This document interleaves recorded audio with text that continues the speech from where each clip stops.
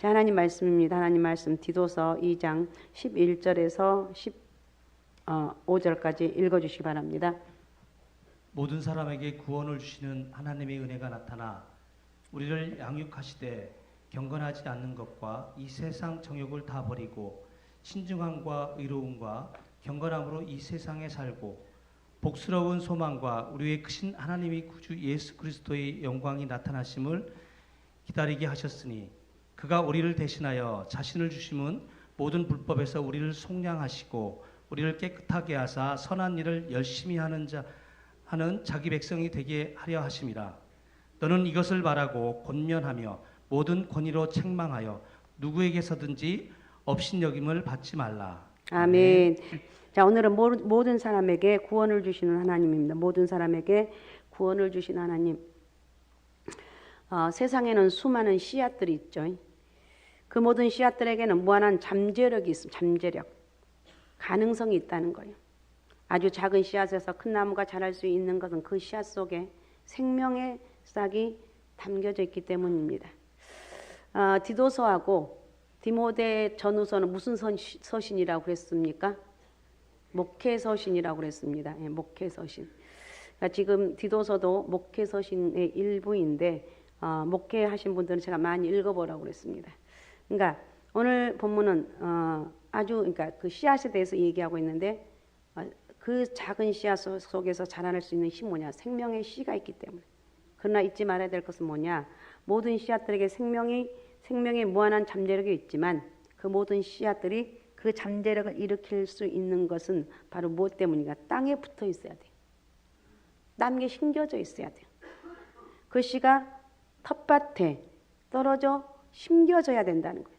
그러면 그 씨를 통해서 30배, 60배, 100배 놀란 잠재력이 일어나게 되는 거예요. 위대한 능력도 가능성도 잠재력도 땅에 떨어지기만 하면 되는 거예요. 땅에 심겨지기만 하면 되는 거예요. 그죠? 그래서 오늘 말씀을 드리면서 모든 생명의 텃밭은 예수 그리스도라는 거예요. 할렐루야. 모든 생명의 텃밭은 예수 그리스도. 여러분 어떤 순간에도 예수 그리스도를 놓치면 안 돼요. 어떤 순간에도 하나님 내 인생의 전부라고 이런 고백이 늘 우리에게 있어야 돼요. 왜냐하면 예수님께서 그렇게 말씀하셨습니다. 내가 곧 생명이라고 말했습니다. 예수 그리스도에게 심겨지면 예수 그리스도의 생명의 텃밭에 떨어지기만 하면 그 생명 속에서 놀라운 기적들을 만나게 된다는 거예요. 아주 형편없는 사람들도 하나님의 생명의 텃밭에 붙어있기만 하면 위대한 사람으로 거듭나게 됩니다. 엉터리 같은 그리스도인들도 예수 그리스도의 생명의 텃밭에 심겨지기만 하면 만민에게 복음을 전하는 믿음의 용사가 된다는 거예요. 사랑하는 여러분, 예수님의 12제자를 한번 생각해 보시기 바랍니다. 저들은 갈릴리의 아주 형편없는 청년들이었습니다. 자신들의 선생님이신 예수님께서 십자가를 지실 때도 자신의 목숨을 지키고자 도망을 갔던 오합지졸들이었습니다. 그죠? 우리 다 잘 알죠. 만민에게 복음을 전하라.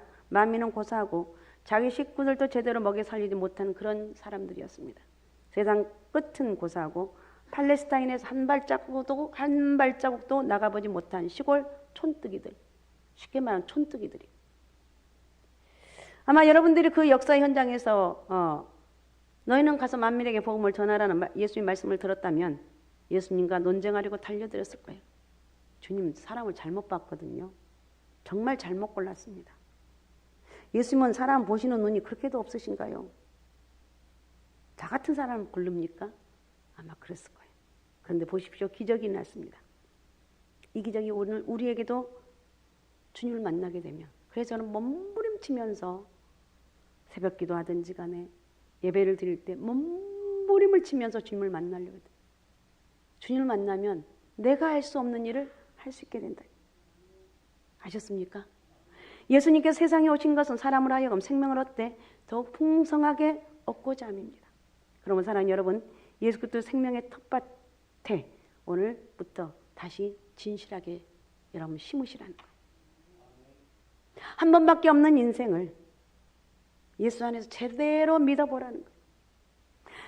나를 생명의 근원이 되시는 예수님의 텃밭에 여러분을 던지라는 거예요. 깊이 심겨지시라는 거예요. 예수 안에 썩어지라는 거예요. 하나님의 진리에 미쳐보라는 거예요. 그리고 그 생명의 밭에서, 텃밭에서 이런 놀라운 일들을 체험하는 거예요. 이런 일이 났네. 이런 일이 있어. 와, 있을 수 없는 일이 나네. 이러면서 여러분들이 스스로 체험을 하는 거예요. 그러므로 오늘 말씀을 통해서 결론적인 부분을 얘기한다면 예수 잘 믿어라는 거예요. 예수 잘 믿고 기도를 하되 진실로 하라는 거예요. 세상 사람들의 질투가 날 정도로 그리스도 안에서 살맛나는 인생들이 되라는 거예요. 오늘 본문에서 사도 바울은 하나님의 특별한 백성이라는 말, 아주 특별한 단어를 사용해서 특별하게 표현하고 있는데, 자 14절 한번 읽어봅니다. 14절 같이 장로님 읽어주시면 14절. 그가 우리를 대신하여 자신을 주심은 모든 불법에서 우리를 속량하시고 우리를 깨끗하게 하사 선한 일을 열심히 하는 자기 백성이 되게 하려 하심이라. 네. 특별하게 여기 사용하고 있는데 그 첫 번째 뭐야? 자기 백성이라고 말하고 있습니다. 자기 백성이 되게 하려 하심이라 그랬어요. 자기 백성이란 둘러싸인 복판에 내가 있다는 거예요.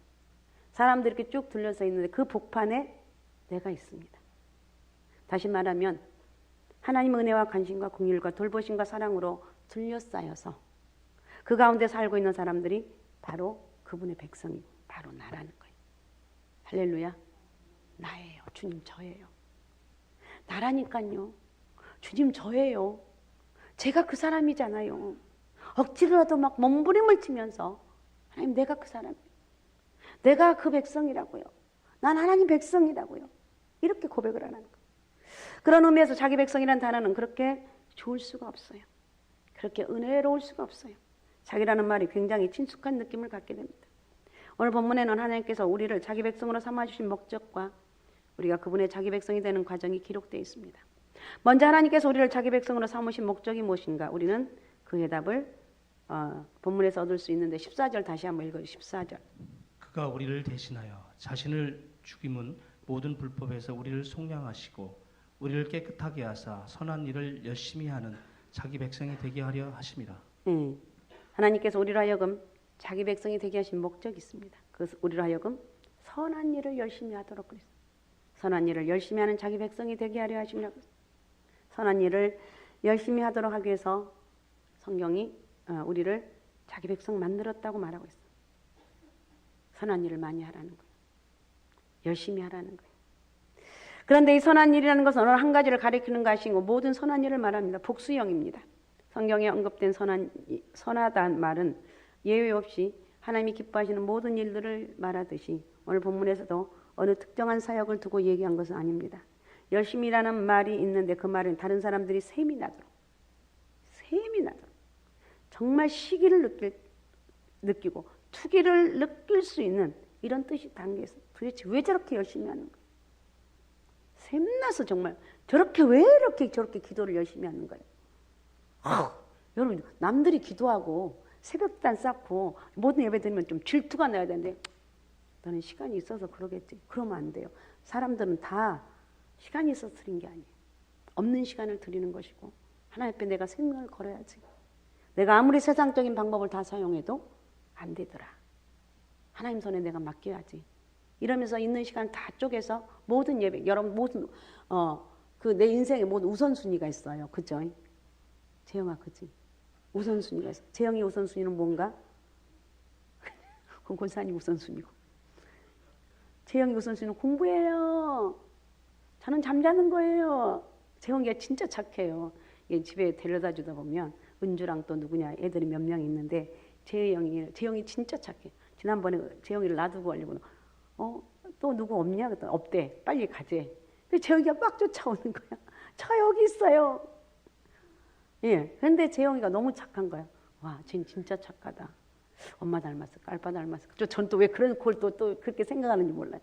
근데 어쨌든 이렇게 하는데 재영이가 이제 그렇게 착하고 예쁜데 내 인생의 가장 우선순위가 뭐냐? 공부고 뭐 취직하는 것이고 뭐 여러 가지가 있는데 내 가장 우선순위는 예수 그리스도다.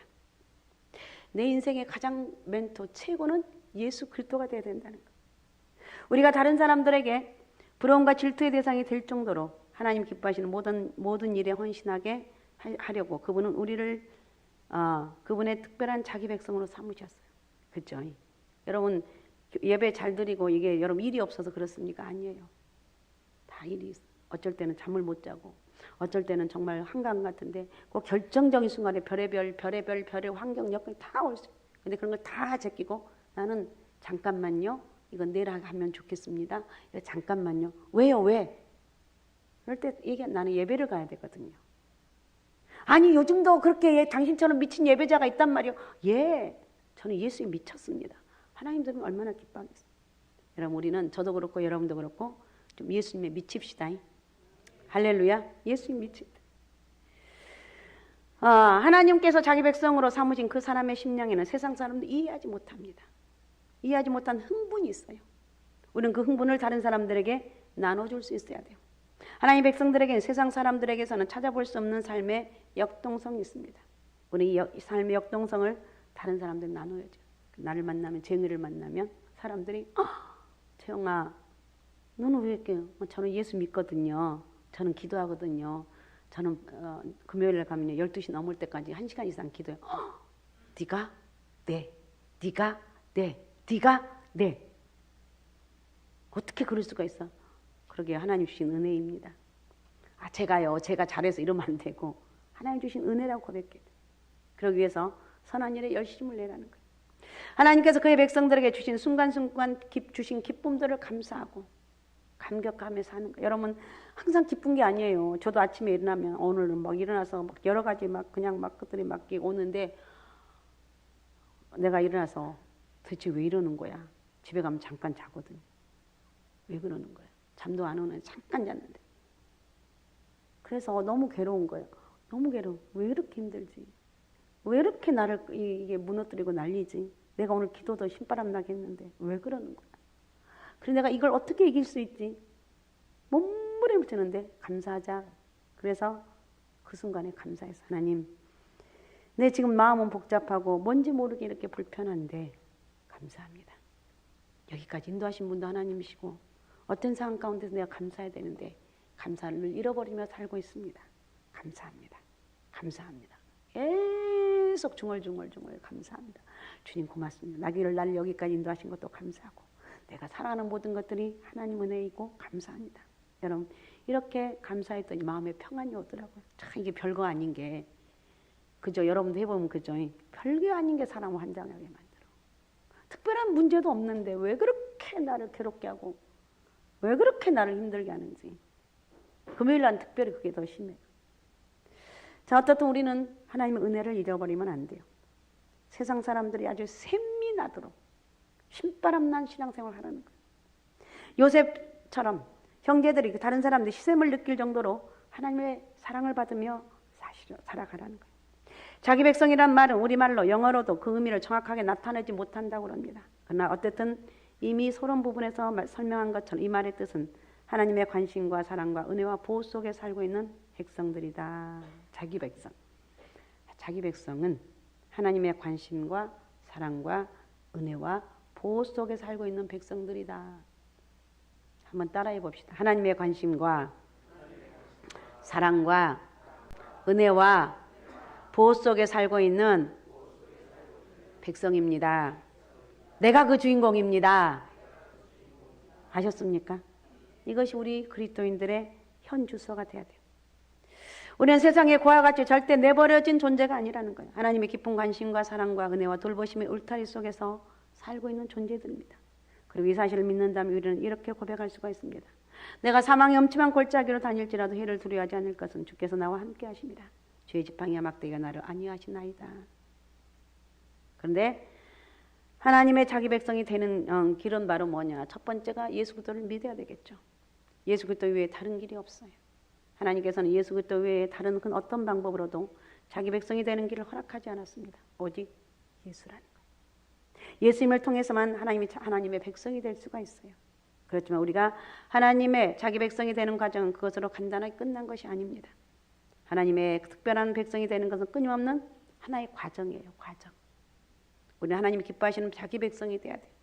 그러나 아직도 지금도 여전히 나는 되어가고 있는 존재. 언제까지 천국에 갈 때까지. 내가 아직도 하나님 기뻐하는 자기 백성이 되어가고 있다는 사실을 잊으면 안 된다는 거예요. 나는 하나님의 자기 백성이다. 하나님의 백성인데 여전히 진행 중이다. 내가 완성되었다면 얼마나 좋겠어. 근데 우리는 절대 완성된 존재가 아니에요. 여전히 진행 중에 있다. 여전히 늘 넘어지기 쉬워요. 순간적으로 쌓아놨던 그런 은혜들을 순식간에 털어 무너질 수 있다는 거예요. 항상 우리는 하나님 은혜를 잊지 말라는 거예요. 자, 그러면 두 번째로 하나님께서 기뻐하시는 자기 백성이 되는 과정은 무엇인가? 오늘 본문은 진정한 백성이 되는 과정을 설명하는 두 가지 사건이 나오는데 그 두 가지 사건은 나타나다라는 단어 속에 포함되어 있습니다. 자, 11절 한번 읽어주시기 바랍니다. 11절. 모든 사람에게 구원을 주시는 하나님의 은혜가 나타나. 예, 하나님의 은혜가 나타나 그랬습니다. 여기 맨 처음 나타나입니다. 그 다음에 13절도 나옵니다. 13절도 읽어주시기 바랍니다. 복스러운 소망과 우리의 크신 하나님 구주 예수 그리스도의 영광이 나타나심을 기다리게 하셨으니. 예, 나타나심을 기다리게 하셨으니. 나타나다는 단어에는 두 가지 중요한 역사적인 사건과 관계가 되고 있어요. 첫째는 구속사적인 사건과 관련되어 있습니다. 이것은 이미 과거에 이루어진 사건입니다. 예수를 믿는 우리들에게는 하나님의 은혜는 십자가에서 이미 나타났습니다. 그죠? 십자가에서 주님은 우리의 모든 죄값을 치러주셨습니다. 완성이 부활하심으로 완성되죠. 우리 십자가에 죽음만 있다면 얼마나 억울해요. 부활하심으로 우리의 모든 것들을 회복시켜 주셨고 천국 백성으로 인도해 주셨다. 그 은혜가 나타나서 저와 여러분의 삶 가운데 여러분 축복이 이루어지는 거예요. 자, 11절 다시 한번 읽어주시기 바랍니다. 11절. 모든 사람에게 구원을 주시는 하나님의 은혜가 나타나. 무엇을 통해서 하나님 은혜가 나타나? 무엇을 위해서? 바로 구원을 주시기 위해서. 구원을 주시기 위해서 하나님 은혜가 나타났다는 거예요. 성경이 이렇게 말하고 있어요. 무엇보다 십자가 사건이야말로 하나님 은혜가 분명하게 나타난 사건입니다. 받을 자격이 없는 사람들을 아무 받을 자격이 없는 사람들 향해서 베풀어지는 하나님의 일방적인 자비와 공률과 사랑이 십자가에 나타나요. 재영이는 엄마 아빠의 딸이에요. 제가 뭐 특별한 건 없는데 엄마 아빠가 애지중지 왜? 내 딸이기 때문에. 신기하죠. 왜 자기 자녀는 그렇게 관심이 많은지. 그게 참 하나님이 하신 일들이. 하나님 우리를 그렇게 사랑하는 거예요. 내가 내 자녀를 사랑하듯이 하나님도 내가 하나님을 아버지라 부를 때 그렇게 우리를 사랑한다는 거예요. 재영이가 엄마 아빠의 사랑을 받듯이 우리도 하나님의 사랑을 받고 사는 존재라는 거예요. 아셨습니까? 어떻게 말로 표현할 수가 없어요. 이렇게 표현할 수밖에 없어요. 로마서 5장 8절을 읽어주시기 바랍니다. 우리가 아직 죄인 되었을 때 그리스도께서 우리를 위하여 죽으심으로 하나님께서 우리에 대한 자기의 사랑을 확증하셨느니라. 네, 확증하셨단 말은 나타내셨다는 말인데 십자가를 통해서 하나님의 사랑이 확증된 거예요. 예수님의 십자가를 통해서 하나님의 크신 은혜가 나타났습니다. 그 은혜로 말미암아 하나님의 진노를 피할 수 없었던 우리가 죄상을 받고 구원을 얻었네. 나 구원 얻었네. 너 구원 얻었네. 우리 모두 구원 얻었네. 할렐루야. 이렇게 하는데 이런 좀 구원의 감격을 갖고 찬양을 해야 돼. 그래서 이 구원의 사건은 전적인 하나님의 은혜라는 거예요. 그죠? 하나님 은혜. 이 사실을 바울 사도는 에베소서 2장 8절에서 이렇게 말하고 있습니다. 너희는 은혜에 의하여 믿음으로 말미암아 구원을 받았으니 이것은 너에게서 난 것이 아니요 하나님의 선물이라. 예, 믿음으로 말미암아. 그러니까 우리에게 내가 구원받는 길은 믿음으로. 이건 너희에게 난 것이 아니라 하나님의 선물이라는 거예요. 우리 하나님의 놀라우신 은혜로 말미암아 그분을 믿어 구원함을 받을 수가 있습니다. 이것 때문에 하나님이 자기 백성이 되었어요. 다시 말하면 우리가 하나님의 은혜와 관심과 사랑과 보호와 애정과 그 모든 축복 안에 거하는 자기 백성이 될 수가 있었던 것은 하나님의 은혜가 십자가에서 나타났기 때문이다. 하나님 은혜로 우리가 구원받은 것이지 우리 그래 잘난 척할 이유가 없어요. 아셨습니까? 우리 하나님 은혜로 구원받았어요. 이것으로 내가 하나님의 자기 백성이 되는 작업이 끝난 것이 아니고 이것은 시작일 뿐이에요. 시작이라는 거. 우리는 아직도 하나님의 자기 백성이 되어가고 있어요. 그죠? 언제까지? 천국 갈 때까지. 계속적인 과정. 그러면 어떻게 계속적으로 하나님의 자기 백성이 되어갈 수 있을까요? 하나님은 그것을 위해서 또 우리에게 나타내 준다고 약속하셨는데 두 번째는 종말론적인 사건과 관련이 있는데 이것은 미래적인 사건입니다. 13절 다시 읽어주세요. 13절.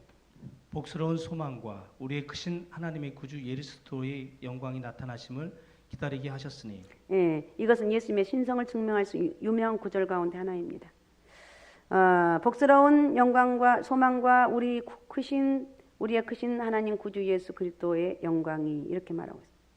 하나님이 곧 구주 예수 그리스도라는 말씀입니다. 예수 그리스도 그분은 하나님이시라는 걸 너무 잘 알고 있습니다.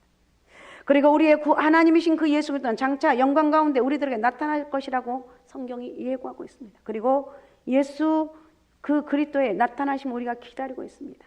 우리가 요즘 마라나타 하잖아. 마라나타 아멘 주 예수여 오시옵소서. 마라나타 아멘 주 예수여 오시옵소서. 기다리는 사람은 이게 주님을 기다리는 모습이거든요. 준비를 하게 마련이에요. 예수님을 기다린다. 예수님 영광이 나타날 때를 기다린다. 한번 상상해 보십시오. 우리가 예수님이 오실 때를 기다린다. 그렇다면 준비해야 되지 않겠느냐는 거예요. 가만히 앉아서 기다릴 수가 없어요. 성경은 분명히 예수님께 장차 영광 가운데 천군 천사들의 호령을 받으시며 오신다고 그랬습니다. 그런데 언제 오십니까? 성경에서는 그날과 그 시간대에서는 절대 모른다고 말하고 있습니다. 알 수도 없어. 알려고 하지만 알려고 하다 보면 2단, 3단, 8단이 돼요. 알 필요가 없어. 그냥 오신다. 주님 재림할 때가 재림하면 재림하신다. 예수님께서 언제 오실는지 모르며 도적같이 오신다고 말씀 앞에서 이 말씀 앞에서 우리에는 늘 깨어서 준비하지 않을 수가 없어요. 그리고 그렇게 준비하는 삶 속에서 우리는 하나님이 기뻐하시는 자기 백성이 되어가는 거예요. 성숙된 이 말은 무슨 성숙된 자기 백성으로서의 삶으로 자라가는 거예요. 여러분 만왕의 왕신 예수 그리스도 그분의 영광을 나타날 때 얼마나 놀라운 사건이 벌어질 것인가를 한번 생각해 보라는 거예요. 주님의 영광의 나타남을 기다리는 것이 우리의 삶에 어떤 영향을 미칠 것인가. 우리의 삶은 좀 더 달라지지 않겠느냐는 거예요. 성숙하지 않겠느냐는 거예요. 12절에 보면 주님을 기다리는 동안 우리로 하여금 하나님의 자기 백성다운 사람이 되도 우리의 삶에 성화를 촉구하는 덕목들이 열거되어 있는데 12절을 다시 읽어주시기 바랍니다. 우리를 양육하시되 경건하지 않은 것과 이상 정욕을 다 버리고 신중함과 의로움과 경건함으로 이 세상에 살고. 네, 이 말씀 12절의 말씀은 지난주에 살펴봤던 2절에 10절까지 기록된 성도들이 지켜야 될 바른 생활의 내용을 요약한 거라 볼 수 있어요. 주의 길을 하나님의 목회 서신이라고 그랬죠. 그러니까 목회 서신을 통해서 2절부터 10절까지 쭉 나왔으니까 한마디로 요약해서 다 나와 있습니다. 우리를 양육하되 경건하지 않는 것과 이 세상 정욕을 버리고 신중함과 의로움과 경건함으로 살아라 그랬어요. 그러니까 우리가 이 세상 살면서 주님의 영광 나타나심을 재림을 기다리는 거예요. 그냥 가만히 앉아 있으라는 말이 아닙니다. 제멋대로 살라는 이야기도 아니에요. 성경에 보면 주님이 다시 오신과 나타나심을 사모하는 모든 사람들이 어떻게 살아야 하는지에 대해서 엄중한 경고로 말씀하고 있습니다. 오늘 12절은 그 말씀 가운데 하나라는 거예요. 그런데 오늘 본문에서는 예수님의 재림을 기다리는 삶을 소극적인 면과 적극적인 면에서 가르치고 있는데 먼저 소극적인 면에서는 경건하지 않는 것과 이 세상의 정욕을 버리라는 거예요. 경건하지 않는 삶의 가장 정확한 정의는 하나님이 없는 삶이다. 경건하지 않는 삶의 가장 정확한 정의 하나님 없는 삶. 지적으로 하나님이니까 머리로는 하나님 인정해요. 나 예수 믿거든요. 나 교회 열심히 다니거든요. 그런 지적으로 인정을 하지만 내 가슴 속에는 주님 만난 경험이 없어. 이러다 보니까 하나님이 안 계신 사람들이 있다는 거예요. 이들에게 하나님은 관념적인 하나의 신은 될 수 있을지언정 실제로 그의 삶에 영향을 끼치는 분이 아니라는 거예요. 그래서 그들의 삶은 사실상 하나님과 전혀 무관한 삶인 것이고 이것이 불경건한 삶으로 나타나는 거예요. 이러한 삶의 자세에 관해 사도 바울은 디도서 1장 16절에서 이렇게 말하고 있습니다. 그들이 하나님을 시인하나 행위로는 부인하니 가증한 자요 복종하지 아니하는 자요 모든 선한 일을 버리는 자니라. 네, 하나님을 시인하나 행위로는 부인한다. 가증하고 복종하지 아니한다. 모든 선한 일을 버리는 자다. 그러니까 오늘 예배드리면 나 정말 주님을 진심으로 만났는가? 아니면 내가 기분이 좋아서 아니면 누구 때문에 나오는가? 이걸 한번 살펴보면서 오늘 몸부림쳐 하나님 나 좀 만나주세요. 하나님 저 누구누구 재영이처럼 나 좀 하나님 만나주세요. 나 주님 만나야 돼요. 안 그러면 언제 믿음에서 이탈될지 몰라요. 하나님을 만나게 되고 내 마음속에 성령의 역사가 있게 되면 절대 하나님을 떠날 수가 없어요. 힘들면 힘들수록 어려우면 어려울수록 더 몸부림쳐 기도하는 거예요. 그러니까 입으로는 하나님 안다고 떠들어대면서 행동으로는 하나님을 부인하고 있는 사람들이라는 거예요. 이런 사람 가리켜 사도 바울은 말합니다. 그들은 썩고 순종할 줄 모르고 착한 일이라고는 어느 곳 하나도 할 수 없는 자들이라. 결국 하나님 없이 사는 사람의 삶의 초점은 자기 자신이에요. 자기 자신. 자기만 의식할 뿐 전혀 하나님을 의식하지도 않고 알지도 못합니다. 이런 자세로 사는 것이 바로 불경건한 삶이다. 제가 극동방송을 듣고 이제 운전하는데요. 어떤 목사님이 이런 일주일 내내 하는 목사님이 아침에 하는 이거 있는데, 그런가? 근데 그분이 이런 얘기를 하더라고요. 영적인 일은 절대 시험에 들 수가 없다. 대책으로 교회에서 시험에 들고 싸우는 이유가 뭔 줄 아냐? 외적인 거. 별거 아니고, 아니 왜 꼭 그거 그렇게 하는 거야? 왜 꼭 뭐 이렇게 하는 거야? 제가 그걸 들으면서 진짜 그런 맞는 소리네. 영적인 것에는 시험 들 일이 없다는 거예요. 근데 왜 아무것도 아니고 도대체 왜 그렇게 하는 거야? 이제 갑자기 생각이 안 나는데 이러면서 외적인 것을 자꾸 걸고 넘어진다. 그게 시험이 든다. 제가 그 말 듣고 탄복을 했다니. 그렇구나. 맞는 소리입니다. 여러분 누구 사사건건 시험이 들면 어떤 누구 말에 시험이 든다면 여러분 고쳐야 돼요. 그러면서 그분이 이런 얘기를 하더라고요. 그 고치는 불평, 불만, 원망 이런 고치는 거 하루아침에 안 된다. 그 불평, 불만, 원망 여기까지 얼마나 많은 시간들을 계속 불평하고 원망하고 이렇게 했기 때문에 그것이 쌓인 것이다. 제가 들으면서 탄복을 했어요. 그렇구나. 그것이 없어질 때까지 기도해야 되는데 끝까지 인내하면서 기도하라는 거. 그래서 항상 내 말하는 것에 긍정적인 것인가 부정적인가를 생각하라는 거. 어떤 사람은 거기 주변에 가면 꼭 문제가 일으켜지는 사람이 있어요. 아유, 저 권사는 왜 그러는 거야? 나에게 시험거리가 된다고. 이렇게 하는데 안 된다는 거. 자, 어떻든 우리는 경건하지 않는 건 버려야 돼요. 우리 이 세상 정욕들을 다 버려야 돼요. 이 세상 정욕이란 이 세상 추구하는 세속적인 삶입니다. 이 세속적인 삶은 이 세상만 알고 오는 세상을 알지 못하는 삶입니다. 그렇다면 왜 사람들이 이 세상에 얽매여서 세속적인 삶을 추구하는 것인가? 그것은 오는 세상을 모르기 때문에, 하나님 심판을 망각했기 때문에. 그러나 잊지 마시기 바랍니다. 우리가 이 땅에 살아온 삶이 어느 날 하나님 앞에 심판을 받게 될 거라는 거예요. 그리고 심판이 그 결과가 우리에게 영혼을 결정하게 된다는 거예요. 우리가 영원한 내세의 가치를 참으로 알고 깨닫는다면 이 세상에 사는 우리의 삶이 모습은 달라져야 돼요. 원망하고 사사건건 집안에서도 막 걸고 넘어진 남편 있죠. 그냥 그러려니 하고 살아요. 한번 기도에 실컷 하고 왜 맨날 그렇게 걸고 넘어지는 거예요. 또 안에 여자들이 몇 깡행행행 하잖아요. 저도 잘 그러는데. 그럴 때 왜 그렇게 그러냐고. 근데 완벽하게 고칠 수는 없어. 이제 그게 좀 줄어들어야 돼요. 그러다 보면 없어져야 돼요. 우리가 예수 그리스도 안에 거할 때 세속적인 인간의 삶을 초월할 수가 있다. 하나님을 만나면. 우리가 정말 주님의 영광을 바라보고 그 영광이 나타나기를 기다릴 수 있다면 경건하지 못한 것과 이 세상 정욕을 넘어설 수 있게 된다는 것. 자, 2장 12절을 다시 한번 읽어주시기 바랍니다.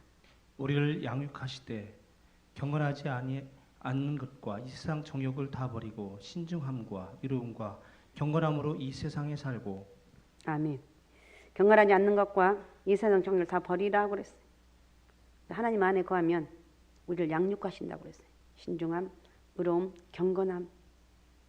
이거 적극적인 측면. 이 적극적인 측면에 신중함과 의로움, 경건함이 이루어나가는, 성취돼야 됩니다. 이 세 가지를 보면 신중함은 자기 자신에 대한 나에 대한 덕목입니다. 또 의로움은 이웃에 대한 덕목이고 경건은 하나님을 향한 자세입니다. 우리가 장차 주님의 영광을 바라보고 사모한다면 삶의 세 가지 영역에서 큰 변화가 일어납니다. 그것은 이 세상에 정신을 차리고 신중하게 자기 자신의 욕심을 절제하게 되는 거예요. 그리고 이웃과는 투명하게 정직하게 관계를 맺고 살게 됩니다. 뿐만 아니라 전심으로 하나님을 이게 중요해요. 전심으로 하나님을 경외하는 거예요. 오늘 여러분 기도하면서 올라올 때 대충 올라오셨다면 주님 제가 전심으로 주님을 경외하기 원합니다. 내가 전심으로 주님 믿길 원해. 이런 고백을 좀 한번 하시라는 거예요. 이것이 얼마나 온전한 삶의 모습인지 우리는 알아야 돼요. 우리 모두는 하나님께 순종하기를 거부하고 그릇된 길로 행하여 자신들의 길로 간 죄인들입니다. 우리에게는 스스로 구원을 얻을 수 있는 의지가 없어요. 나 오늘 실컷 기도했기 때문에 와 나는 이제 해방되네. 천만의 말씀 만만의 콩떡이. 또 여전히 죄를 짓고 있어요. 그래서 우리는 영원한 저주와 심판밖에는 다른 선택의 길이 없는데 그 길을 해결해 주시기 위해서 주님이 이 땅에 오셔서 십자가에 못 박혀 돌아가셨고 우리의 모든 문제를 해결해 주셨습니다. 우리는 스스로가 제약된 길로 갈 수밖에 없습니다. 죄성이 있기 때문에. 그렇기 때문에 하나님께서 우리들에게 은혜를 베풀어 주셔야 돼요. 구원의 손길을 내밀어 주셔야 되고 성령께서 우리 안에 구원의 빛을 비춰 주셔야 됩니다. 그럴 때 우리는 신중함과 의로움과 경건한 삶을 살아갈 수가 있다. 그리고 나를 구원하신 주님의 영광이 나타날 그때를 사모하며 기다리라는 거예요. 주님을 바라보면 끝까지 이겨나갈 수가 있다. 할렐루야. 예수 그리스도를 바라보면 끝까지 이겨나가야 돼요. 남편도 아니고 아내도 아니고 그 누구도 아니고 예수 그리스도. 내가 주님 앞에 설 때 어떤 모습일까 생각하면서 이 서신을 잊지 마시길 바랍니다. 할렐루야. 자, 14절 모두 한번 읽어보면 14절. 자, 우리 모두 성도들 자, 같이 화면을 보고 같이 읽습니다. 시작. 그가 우리를 대신하여 자신을 주심은 모든 불법에서 우리를 속량하시고 우리를 깨끗하게 하사 선한 일을 열심히 하는 자기 백성이 되게 하려 하심이라. 우리는 하나님의 사랑과 보호와 관심을 받는 그분의 자기 백성이 되었어요. 그래서 여러분, 아버지가 없다고, 엄마가 없다고, 누군가 나를 도와준 사람이 없다고 외로워하지 말아요. 울지 말아요. 하나님이 내 아버지보다 크시고 내 어머니보다 크시고 세상의 어떤 것보다 크신 내 아버지의 관심과 사랑과 보호하심을 받는 나는 그런 존재다. 나는 그래서 엄청난 하나님의 사람이다. 이런 자부심을 가지라는 거예요. 하나님께 또한 우리를 자기 백성 삼으신 이유는 우리로 그분의 기뻐하신 일을 열심히 할 수 있도록 하기 위해서입니다. 그리고 하나님이 기뻐하신 일을 하려면 그분이 기뻐하시는 인격을 가져야 돼요. 하나님이 기뻐하시는 인격이 되어 가려면 먼저 하나님의 은혜를 깨닫고 구원을 받아야 되고 우리 이미 구원받은 사람이에요. 이것이 그리스도인의 삶의 출발점, 시작점이 된다는 거예요. 십자가를 통한 하나님 은혜가 내 영혼 속에 나타난 그런 하나님 만난 감격이 좀 있어야 돼요. 나 옛날에 있었는데 항상 그 영혼을 그 은혜를 잊지 말고 믿음으로 살아가는 거예요. 여러분, 구원은 한마디로 말하면 은혜예요. 은혜. 그죠? 구원은 은혜입니다. 은혜와 가장 가까운 뜻을 가진 낱말은 선물이라는 거예요. 선물. 우리는 구원의 선물을 받고 기뻐하면서 선물만 즐기고 정작 그 선물을 주신 분 벌써 만나고 싶어 하지 않습니다. 선물을 주신 분이 나타난 날이 바로 주의 재림의 날입니다. 나를 구원하신 그분을 영광 중에 배우는 그 날을 사모하는 것이야말로 우리 그리스도인의 경건한 삶의 진정한 동기가 되어야 된다는 것. 이것을 사모하는 사람들은 그 삶이 달라집니다.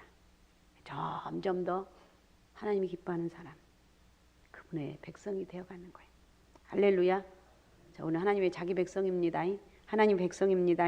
하나님의 백성이 되었습니다. 그분의 삶을 따라서 믿음으로 승리하시기 바라고, 여러분 누구든지 도움이 안 된다고 나는 도움 될 사람이 없어 걱정하지 말고, 하나님 나는 세상에 도움이 없습니다.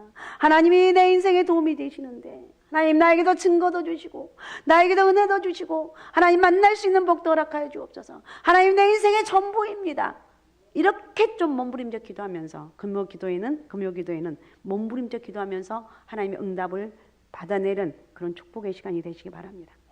할렐루야. 오직 예수 오직 믿어 오직 성령 충만함으로 자 하나님의 자기 백성이 되는 은혜가 여러분과 저에게 임하기를 간절히 축복합니다. 그런 은혜와 능력이 있으시길 바랍니다. 자, 기도문 같이 띄워주세요. 기도문 선포.